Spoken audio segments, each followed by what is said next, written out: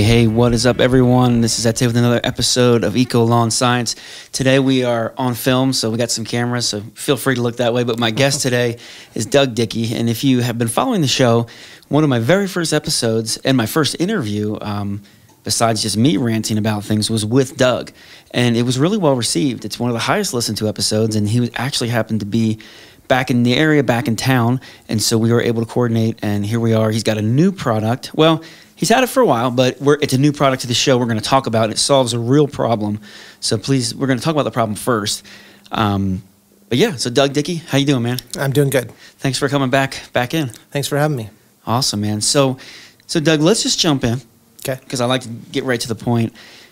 This product that we're talking about today, it solves a real problem that doesn't just apply to Utah lawn care. In fact, not just the states. This applies to the whole world.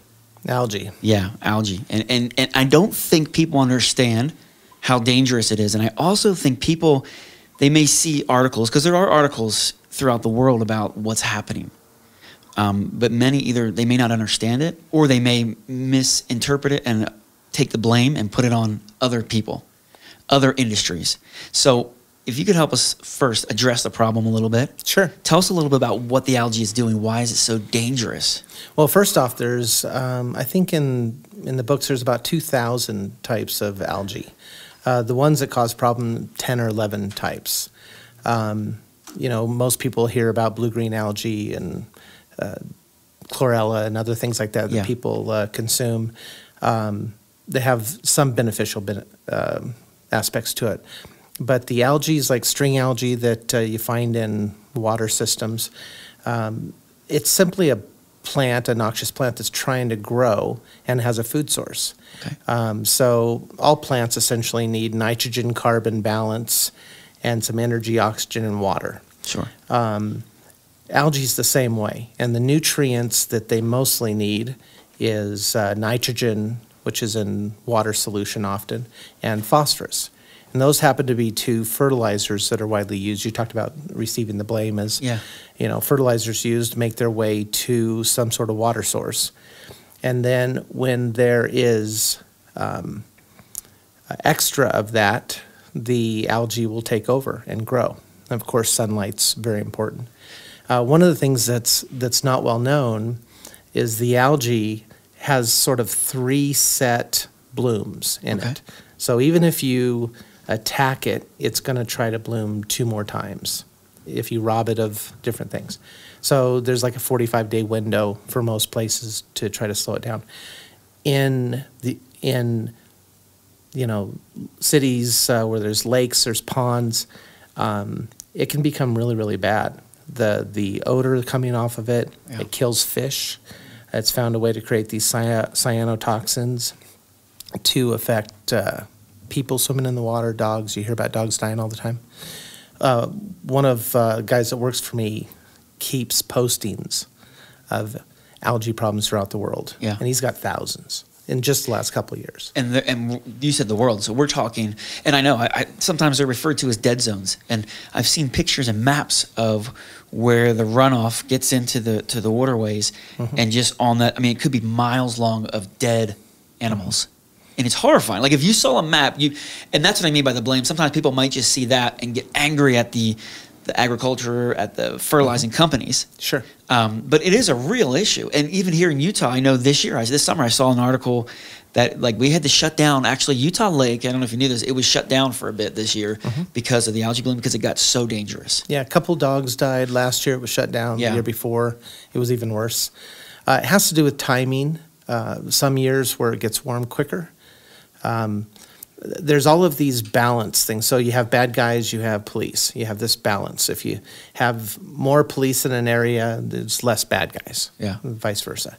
And so the same way with algae, if you have nutrients and there's not the competitor to algae, which is bacteria, bacteria often is consuming the nitrates and phosphates at a faster rate than the algae.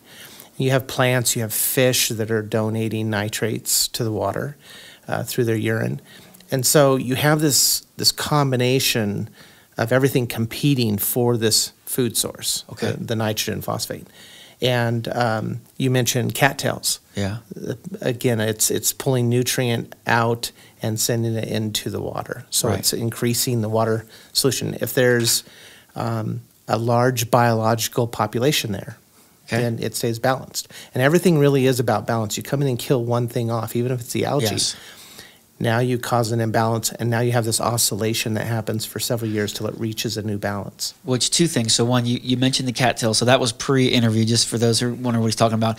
Where I'm building, there are little lakes, and the cattails are so aggressive this year that it's bringing in mosquitoes, and the lakes are unusable. It's just it's awful. So that was what he was referencing. Second thing, balance. I feel like a lot of the problem comes from imbalance. That's correct. The way, and that's part of the problem, like with the show, that part of the industry I've been trying to help people wake up to is, fertilizing, it's not a bad thing. We need it. Right. But we need balance. Sometimes, like I say this a lot, people want a greener lawn. Okay, more nitrogen, and they just throw it, but without any thought, what is happening to that? Correct. And I feel like with your angle, you're coming from, it's all about balance. Yeah, both on the fertilizer side and in the fighting against algae, or actually cleaning the water is what we're doing. We're putting a probiotic bacillobacteria like you would take as a bodybuilder. You would want to get into your gut to help combat the negative things that are in your gut and help your health. We're using those bacillobacteria in a kind of a waxy material with a food source. Okay. And a micronutrient. So I'm kind of giving it the hot dog, the bun, the sauerkraut, but I'm leaving off the mustard. So, the nitrogen in the water becomes the mustard, and now I have a complete, Gotcha. Hot dog. So the same way with trying to create balance, we're increasing the bacteria population. Now, there's a lot of people that have done this. There's products going back 20 years that said, well, we really need to have something compete against the algae, Right. and bacteria is the winner. Nothing can compete more aggressively in consuming nitrate than bacteria. The problem is they need to add a food source to it, and they need to have something to tell it to eat 10 times more than it would.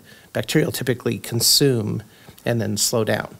Okay. So there's limitations on bacteria, and that's what keeps up.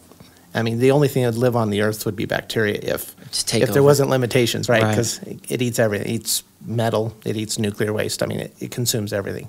And so what we're doing is we're trying to increase this balance by bringing more police in to offset the bad guys. Gotcha. And we feed them a food source and stuff. And it's all food grade. That's the important thing, is if it's not food grade, then it'll cause some issues. So it's safe, or safer at least, food grade. When you use our product, the water has a clarity to it that we've not seen. We look at it through a microscope, and it's cleaner than you've ever seen. So let's talk a little bit about, okay, so let's say I see a lake. We'll use Utah Lake because we're here in Utah.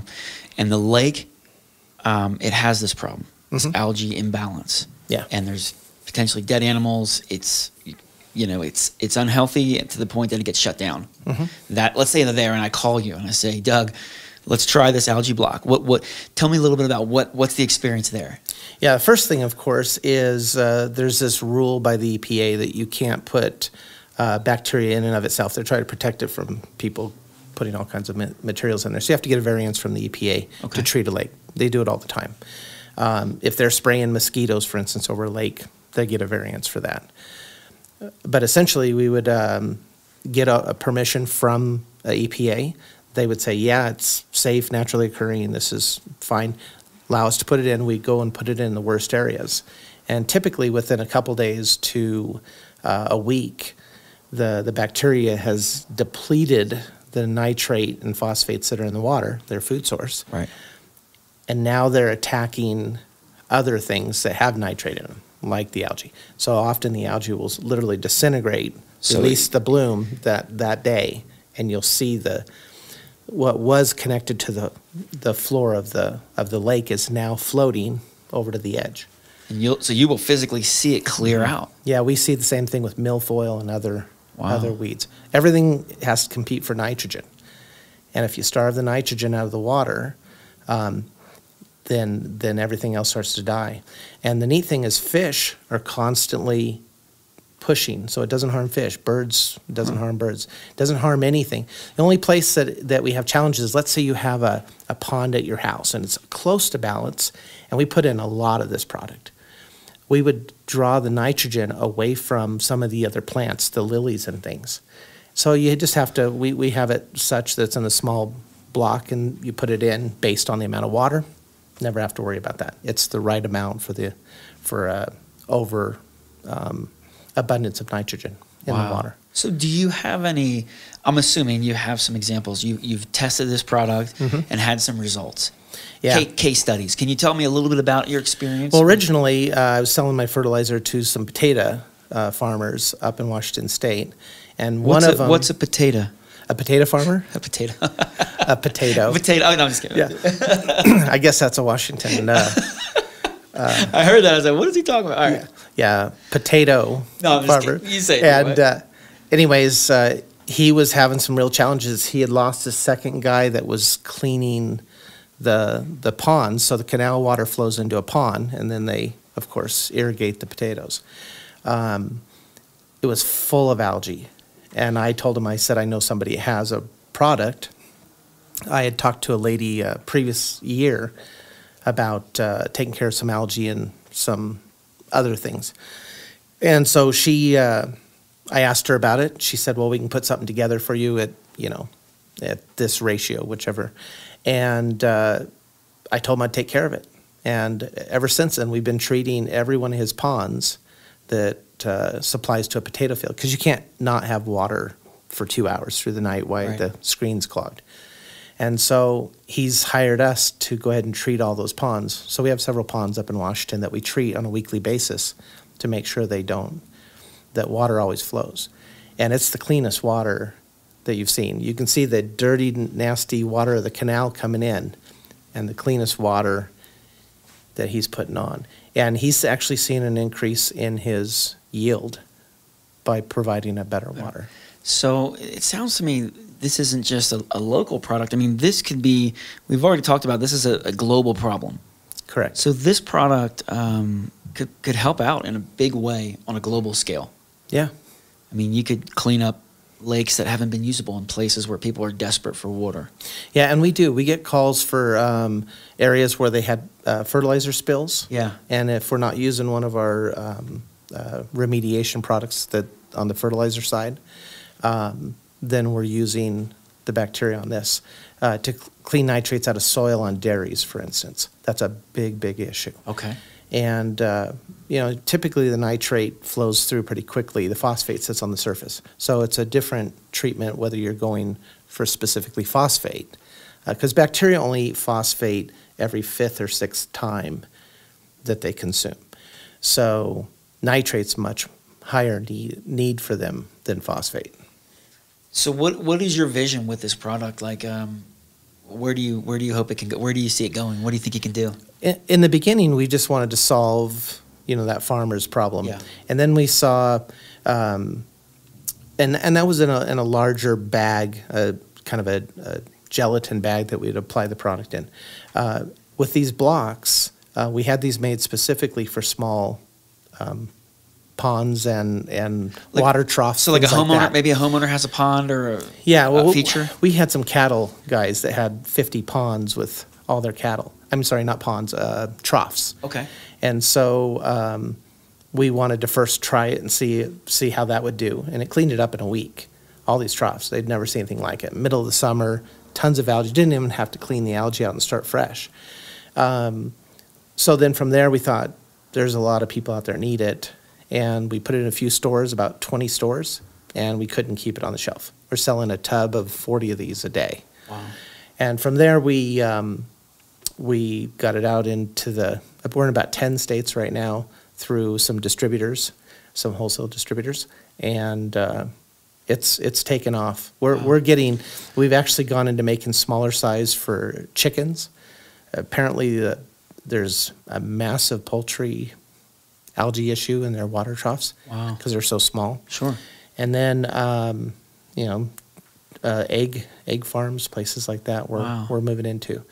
But the lakes, the rivers, That's a huge, huge problem. If you look at Utah Yeah. Lake, it is a massive amount of water. Ton. The amount of product you would need to put in there to balance it, that would take a little bit of time to figure that out. I mean, you're probably a big semi truck, right? I mean, Yeah, the neat thing about it is the bacteria continue to multiply. We're using bacilli strains, what they call grass, generally regarded as safe, naturally occurring. They're already in the air, in the soil, in the water.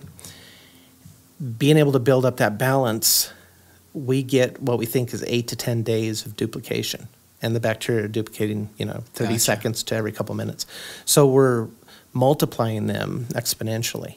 So we think we could place the material in water, give it a food source, and then supply it into the lake, be more effective. We have some people that apply it with boats, and they go along with these big airboats, and it just puts it in the water evenly, puts a little dye in the water at the same time so they know exactly where they were.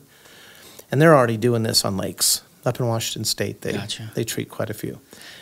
So there's a few different application types here. We talk about lakes, troughs, different things, maybe ponds. Mm-hmm. Can a homeowner get your product? So let's say someone's listening, Sure. and they're like, "Hey, this sounds great. I've got that same problem. Here's my solution."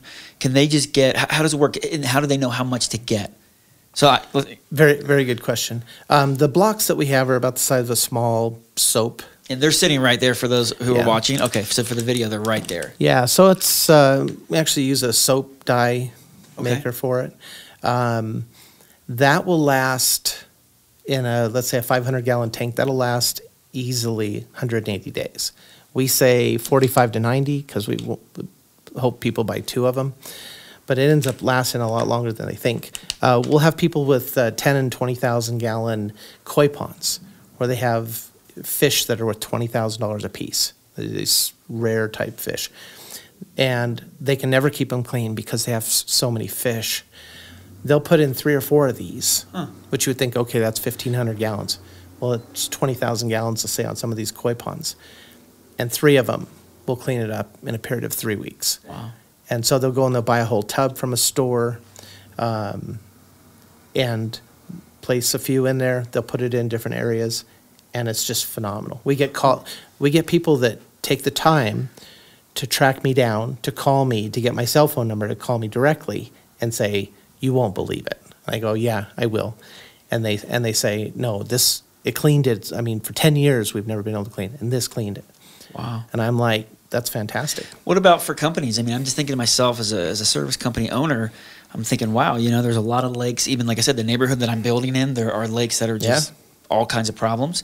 Do you sell to those companies? Is this something that a company could look at as an add-on service, do you think? Absolutely. Yeah, we are a manufacturer.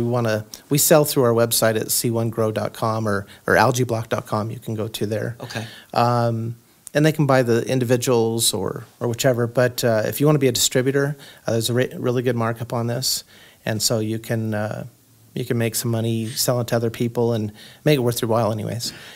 The neat thing about it is it goes much faster. People usually oversell. This is kind of an undersold product. Gotcha. It really does amazing things. Under what is it? Under promise, over deliver. Yeah. So just for those that might be listening, this little block, it looks like I don't know, a laundry soap, a soap bar in a bag. Yeah. Give us a rough idea, just so they can, if they're hearing, go, whoa, how much is this? Like, give me a rough idea for a homeowner if they want to buy that little block. $12. $12. Okay. Yeah. And so it's not a lot of money. They average is asking the different retailers. They buy 2 at a time. Okay. And so again, they say it's going to only do half as much. But it does further. Yeah. And the main reason when we figured it out, we said, well, it looks like it'd do about 3,000 gallons, but who has 3,000 gallons? People, and you can cut these apart. People will take and cut a small piece out and put it in their water dish. We have people who have cabins, and they have a big tote of water sitting up for their water supply, and they'll throw one in the water supply. Water's clean from that point on. Wow. They can last a whole year if you don't have a lot of water flow. Gotcha. The neat thing about it is fish get healthier. We've got some people that if you had an extra $1,000, you wanted to go to fly fish on a on a on a pond, they have algae issues too. And if you're paying $1,000, you don't want to reel in any algae or milfoil. No. So we sell them products. We go and treat those, and we clean them up really, really fast to where you can see the fish at 10 and 12 feet deep. You can watch them come right up and awesome. Eat. And we found that the fish are healthier, the fish are more active, and the water's just absolutely clear. So let me ask you this, because we talked in the very beginning about, look, people like to blame people for stuff. I'm not a blame shamer. I don't like any of that, man. I'm just like, just take responsibility. But anyway, people want to blame people for these algae bloom, for these dead areas. Yeah. And so people may see an image of the dead zones. And you actually said before the interview that the Mississippi here in the States was one of the worst in the world. Yes. Which is horrifying because the Mississippi Delta. Yeah, the Delta, because it connects to the world. I mean, there's you can see it from space. Yeah, you can see the damage. So I guess I want to ask you this: as much as I hate to blame, you can see people are blaming farmers. People are blaming the lawn care industry. Mm-hmm.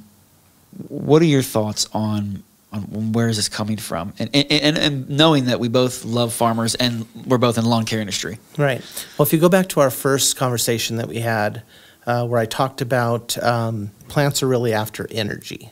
They're less after nitrogen. Nitrogen happens to be the way that they're delivering an energy source. When they make nitrogen, they heat it up in an oven under high pressure, and it attaches energy to it. So ammonia or anhydrous ammonia. We found a way to attach energy to carbon, so we can add that carbon to the plant, small amount of nitrogen, and get even more growth than you would get using just nitrogen. And it's a balanced growth, it's a healthy growth. Nature delivers energy via carbon or carbohydrate. And so when you want more yield and you use more and more nitrogen, or we could even say phosphate or any other hydrogen carrier, they are using more of the material and end up with nitrate or phosphate or the salt. After the energy is gone from it and is gone in the plant, very little of the nutrients used, the rest goes into the soil. 3%, 5% of the actual amount. So if you had 100 pounds of nitrogen, maybe 5% of that gets used. Right. Over time, you use more and more and more of it. But that's how much you have to use to get the response. Well, if you switch to carbon as your energy source, which is what carbon 1 does, now you're able to get that huge response with no salt left over. And so the nitrate, of course, is going to make its way through the soil. It has an affinity for water, so it'll grab hold of the water. It'll make its way into the aquifer. It'll make its way into the rivers, back into the lakes, back into the ocean. And it's the unfortunate downside. We need to feed, 7 billion people. So this is the main way that it's done. But there's a better way. They can increase carbon and decrease nitrogen, get more yield, or at least the same, better quality, less disease, those other things that are caused by nitrogen. Without all that excessive amount of nitrogen. Yeah, so they're growing and remediating the soil at the same time. They found that when they started to rotate crops, putting corn and wheat in between potatoes, so doing potatoes back to back, they rotate corn and wheat in, or they even do Sudan grass or some other types of rotations. They're building up that carbon layer. They're able to keep that land getting healthier and healthier. A lot of soybean and corn production that's back to back every year, and they don't have a year where they're putting a lot of material back in. And so, there's some that do rotations. Wheat, for instance, up in Washington, they do on and off years. But they're trying to get carbon back into the soil, but they're not putting carbon with energy. And that's really the difference. That's the key. And now you're seeing everything has carbon. California made me take the word carbon off my product because everybody was adding carbon to their product names. Gotcha. And so they banned the use of the word carbon in your name. Even though I'm carbon 1, had been for 8 years, they banned carbon, so I became C1. So it's all tied together. It's all about nutrient, and where we're using... Back to that balance. Yeah, where we're using carbon to balance the plant's health, and to give it an energy source that isn't tied to a toxic waste, which is what nitrate ends up becoming. The algae block's doing the same thing, whether it's in the bags or the block itself. We're simply using bacteria to consume, to break those materials down, use them as a part of their body part, and that becomes a balance in and of itself. Wow. So basically what I'm hearing is if we could, it's almost a shift, a mindset shift for farming, for lawn care professionals like myself, where, you know, the problem was client says, hey, my lawn's not green enough. Right. And the solution is more nitrogen. But your solution is no, let's use something that's actually going to provide the energy source and get things really going. Right. Which doesn't use all the nitrogen, which has negative effects like algae bloom, like we're talking about. Yeah, well, here in Utah, week and a half, 2 weeks ago, we lost thousands of trees that fell over. Yeah, that big hurricane thing, 100-mile-an-hour winds. Yeah, knocked down 200 trees in the cemetery. These are 100-year-old trees. If you look at the root system, they were only a foot deep.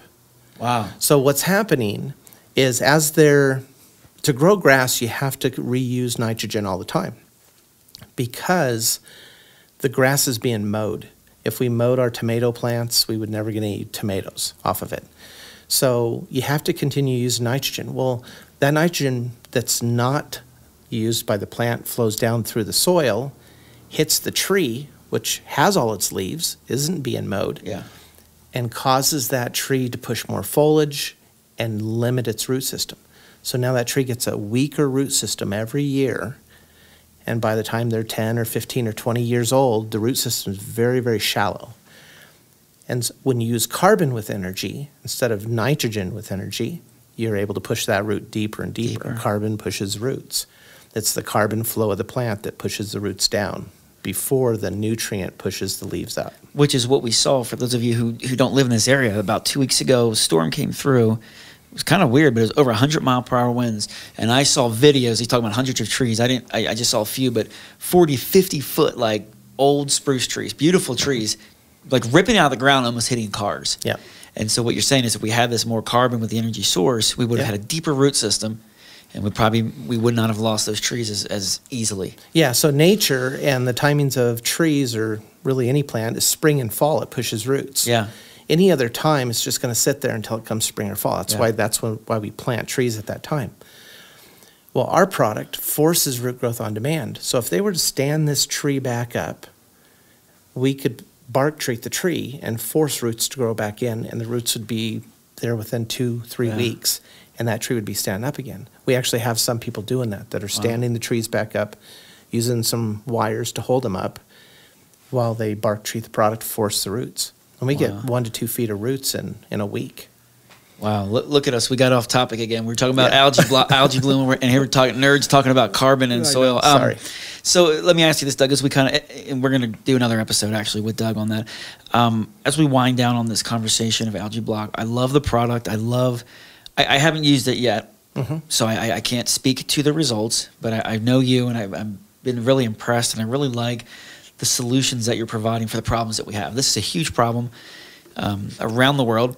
And I was just telling him before, I found out today that we have listeners in Canada and Australia, and so you guys are going to have this too. So here we've got a solution here. Is there anything else in our last minute or so that you want to leave us on? Do you feel like we covered everything? I just want to make sure I got a second. I think the algae is going to get worse and worse and worse until we deal with it. Yeah, it's a very difficult thing to reduce the standard use of fertilizer, nitrogen specifically, or phosphate, in any time, shortly. It's going to take 20 or 30 years for people to gain trust in the carbon idea and develop that. However, everybody agrees that the water should be clean. This product cleans the water of whatever materials are in it very well. And it's something that somebody can buy one of these blocks, they can throw it in, and they can prove me right or wrong. What we found interesting is out of the 45,000 blocks we've sold this year, we did 15,000 last year, had 4 people say it didn't work. Wow. Out of 15,000. And maybe more it didn't work and they didn't let us know. Sure. But 4 for sure said that. We figured that what was wrong with those 4 is that they were less than a gallon containers. They were bird baths. Gotcha. Water gets real warm. This thing melts at 105 degrees. That's why the 4 didn't work. This year, we're about 15. 15 that haven't worked out of 45,000 blocks sold. So that is stunning numbers. Yeah. It works everywhere because bacteria is the benefit to this. And again, food grade, safe for pets and animals.